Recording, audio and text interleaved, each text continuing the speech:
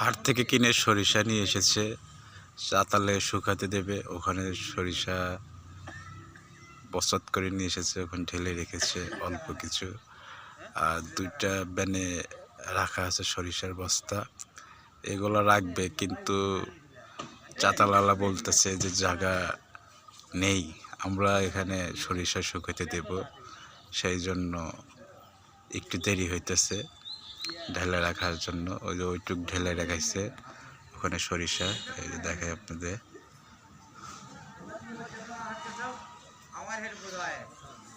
এই যে ব্যানেলা এখন সরিষা নামাইতেছে বস্তাগুলা ওখানে।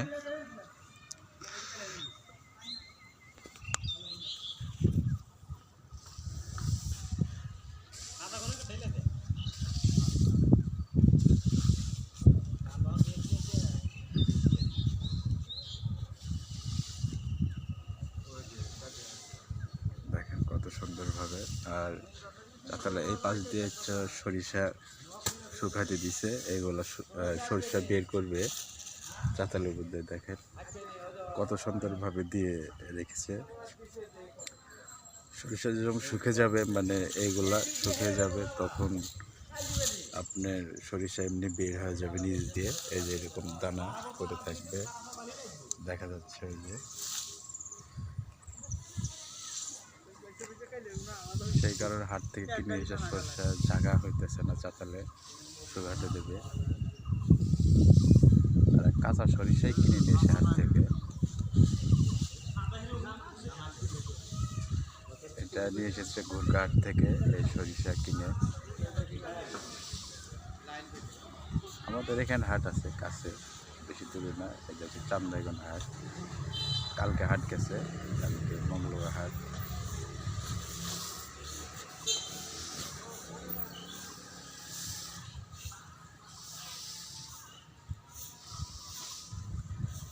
বস্তা খুলতেছে, ঢেলতেছে ওখানে চাতালে ফুল।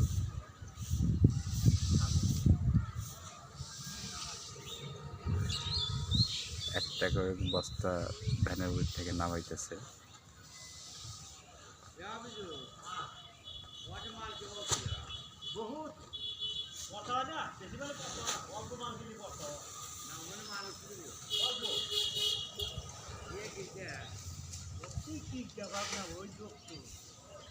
তোমরা না বোতা মনে 500 টাকা কামাই, আমরা 500 নিচে কামাই না, বলবো না। তুমি চিনতে হবে না, 30,000 কামাই হচ্ছি। আমার যা কামাই কিন্তু কালকে হাত নিয়ে আমি লস করছি, কথা বলছি। মনে পয়সা লাভ হয় ও ভালো, আমরা জানি। তোমার আগে আমার টিপ দেওয়া, তুমি তো আমার আগে টিপ দেওয়া নেই। টাকার ব্যবসা হিসেবে তারা কি করে?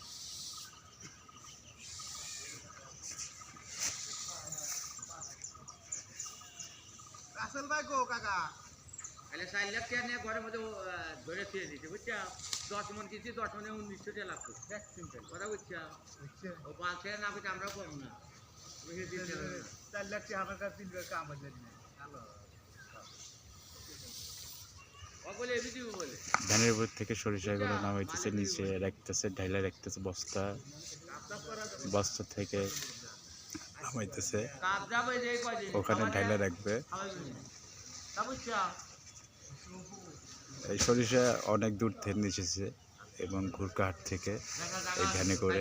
এখান থেকে তাও 10 কিলো দূরে, এত দূর থেকে নিয়ে এসে এখানে চাতালে শুকাতে দেবে। তাও জায়গার কারণে, জায়গার অভাবের কারণে অল্প একটু জায়গার ভিতরে শুকাতে হবে এই সরিষাগুলো।